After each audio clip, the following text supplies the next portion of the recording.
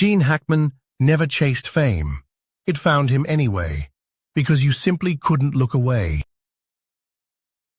Burt Bacharach wrote melodies so deeply embedded in the culture that most people couldn't tell you when they first heard them. They just always knew them. Paul Rubens built one character and made it immortal. Richard Roundtree walked onto the screen as Shaft and changed what a leading man was allowed to look like. One role, permanent impact. Raquel Welch understood something most stars never do. The image itself is the work. She shaped it, protected it, and it outlasted everything. Norm Macdonald was too funny to be famous the easy way. He did it the hard way, on his own terms, and comedians still talk about him like he's the standard. There is a moment, somewhere between the first time you see a name on a skyscraper and the first time you see it on a ballot, when a person stops being a private citizen and becomes a permanent fixture in the cultural landscape. Donald Trump crossed that line decades ago.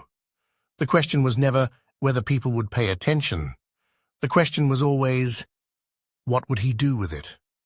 His father, Fred Trump, built the mold. A Brooklyn developer who worked with ruthless efficiency, Fred ran a real estate empire in the outer boroughs and drilled into his son a philosophy that was less about architecture and more about dominance. You don't just build something, you outlast everyone else who tried. Donald absorbed that lesson and then rewrote it. Where Fred stayed in the boroughs, Donald aimed for Midtown Manhattan. Where Fred avoided the spotlight, Donald weaponized it. The relationship that changed everything in those early Manhattan years was with Roy Cohn. Cohn, the notorious fixer and former McCarthy aide, became Trump's lawyer, mentor, and closest strategic advisor through the 1970s and into the 80s.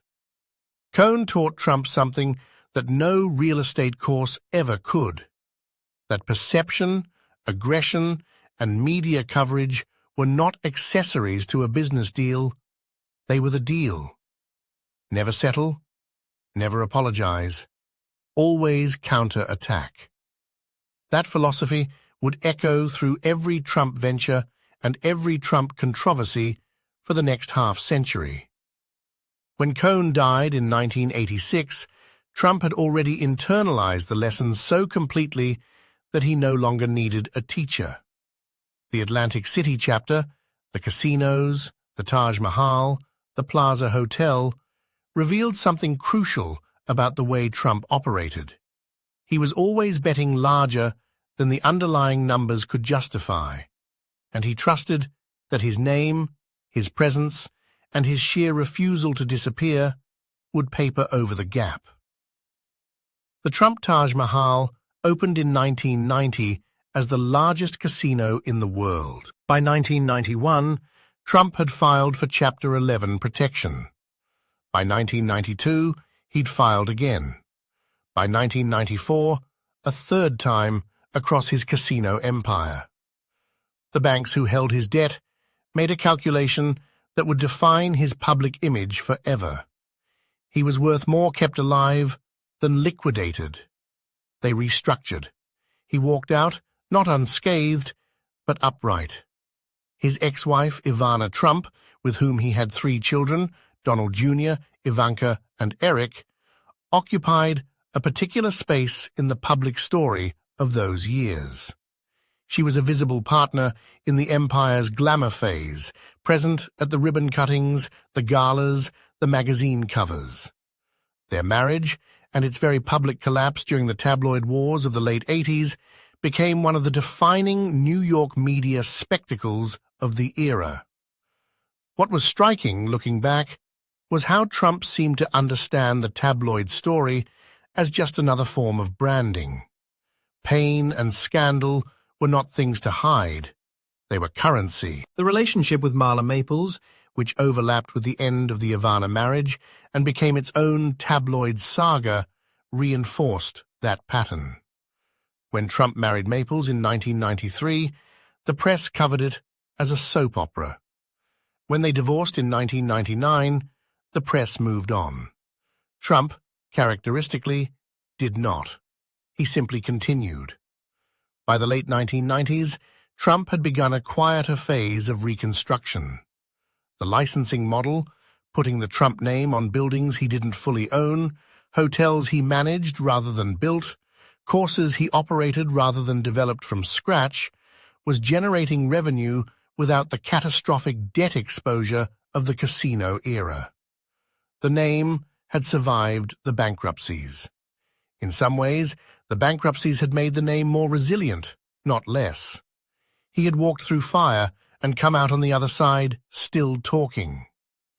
It was Mark Burnett who delivered the next transformation. The British producer behind Survivor approached Trump in 2002 about a reality television competition set inside the Trump organization.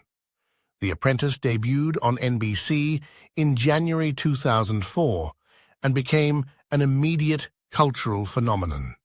Trump sat at the head of that boardroom table and delivered the two words, "You're fired," that became one of the most recognized phrases in American television. For 14 seasons, across The Apprentice and The Celebrity Apprentice, he played a version of himself that was at once a caricature and a sincere self-portrait. The decisive boss, the ultimate arbiter, the man who had built everything in the room. The show introduced Trump to tens of millions of Americans who had never followed New York real estate and had no particular stake in Manhattan billionaire culture.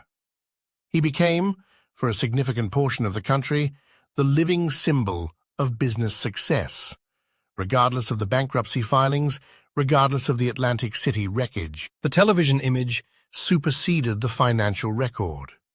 Carolyn Kepcher, his executive at the Trump Organization, who served as a judge on the early seasons, became one of the show's familiar faces. George Ross, the veteran Trump attorney, was another. They flanked him in the boardroom and gave the performance an institutional weight. Meanwhile, his daughter Ivanka and son Donald Jr. rotated through the show in later seasons, beginning a process of public integration into the Trump brand that would accelerate dramatically in the years ahead. Then came the political relationship that would define the final, or perhaps the current, chapter of the Trump story. His fledgling political interests stretched back to the late 1980s, when he took out full-page ads in New York newspapers criticizing U.S. foreign policy.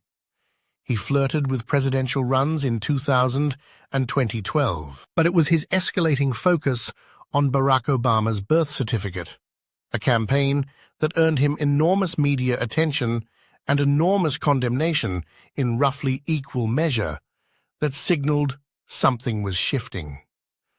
Trump was no longer just testing the political waters, he was learning how politics worked as a media environment, and he was very good at what he found there. The June 2015 escalator descent at Trump Tower, the announcement speech, the crowd, the particular chaos of that afternoon, launched a presidential campaign that virtually every political analyst in the country predicted would be over within weeks. Jeb Bush had the money, Marco Rubio had the biography, Ted Cruz had the organization. Trump had the attention, and the attention turned out to be the decisive variable. He dismantled the Republican primary field in a way that felt, to many observers, less like a conventional political campaign and more like a hostile takeover. Steve Bannon, who joined the campaign in August 2016 as its chief executive, helped sharpen the nationalist economic message that Trump had been developing instinctively. Kellyanne Conway, who became campaign manager at the same time, brought operational discipline to the final stretch. But the campaign's energy was fundamentally Trump's own. The rallies, the media confrontations, the Twitter feed that he controlled personally and deployed with an aggression that had no precedent in modern American presidential politics. On November 8, 2016, Donald Trump was elected the 45th President of the United States. He defeated Hillary Clinton in the Electoral College 306 to 232. The outcome stunned the political establishment, electrified his supporters, and produced a realignment in American political culture whose full dimensions are still being mapped. The presidency itself was a 4-year relationship with conflict, with the press, whom he designated the enemy of the people, in language that alarmed First Amendment scholars and thrilled his base. With the intelligence community, whose findings on Russian interference in the 2016 election he disputed throughout his term. With Robert Mueller, whose investigation produced the most exhaustive federal inquiry into a sitting president since Watergate. With the House of Representatives, which impeached him twice, once in December 2019 on charges of abuse of power and obstruction related to Ukraine, and once in January 2021 following the events of January 6th at the United States Capitol. He was acquitted by the Senate both times. The relationship between Trump and his Vice President Mike Pence became one of the most scrutinized partnerships of the era.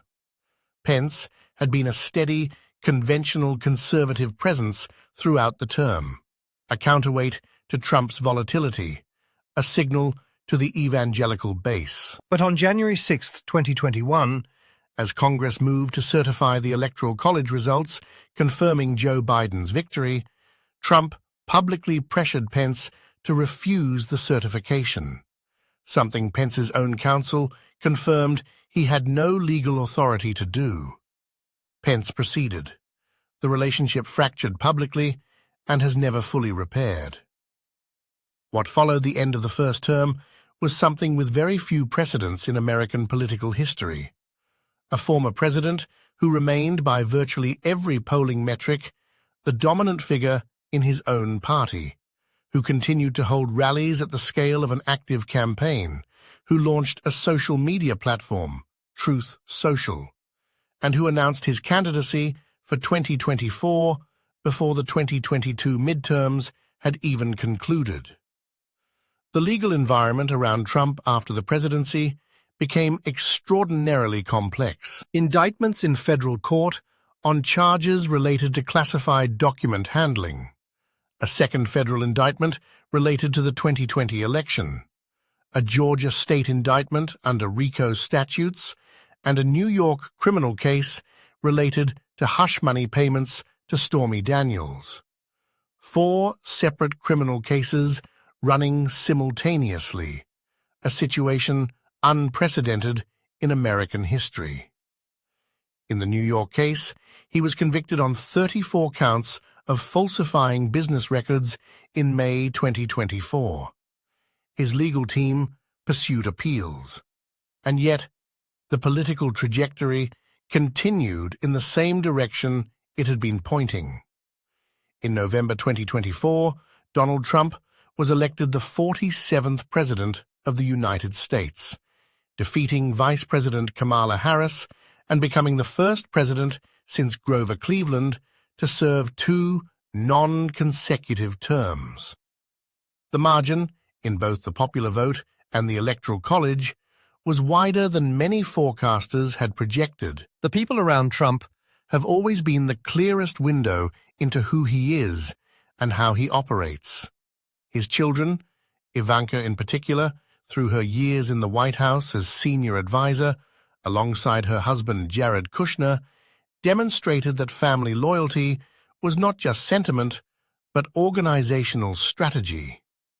His relationship with Elon Musk, which intensified during the 2024 campaign and continued into the new administration, represented a new kind of alliance between the most prominent political figure in the country and the most prominent technology and media mogul, each amplifying the other through converging platforms and audiences. The Trump story resists easy summary, not because it is mysterious, but because it is genuinely contradictory. A developer who went bankrupt multiple times and built a global brand anyway. A television entertainer who became a political force. A president who was removed from office by electoral defeat, indicted by multiple jurisdictions, and then returned to the White House. The story is not finished. That is the point. The name on the building, the signature on the executive order, the post on Truth Social at 2 a.m. All of it belongs to a figure who has made permanence look like a reflex. Some people become culturally permanent before their story is over. Donald Trump did it before most people even understood